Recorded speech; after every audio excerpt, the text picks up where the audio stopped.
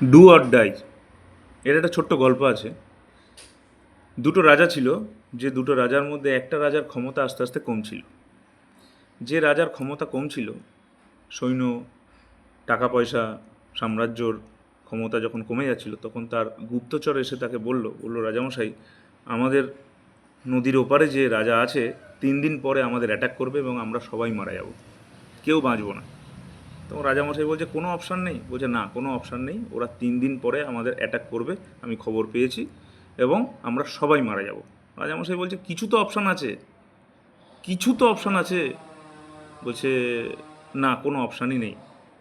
তখন একটা ইয়ং সৈন্য বলছে যে রাজামশাই এক কাজ করুন,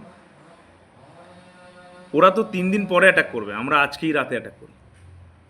রাজামশাই শুনে অবাক, বলছে হ্যাঁ, আজকে রাতেই আমরা অ্যাটাক করি, কারণ ওরা তো 3 দিন পর করবে, ওরা এখনও প্রিপেয়ার্ড নয়, কিন্তু আমরা আজকে রাতে আমাদের যা আছে এই নিয়ে অ্যাটাক করি।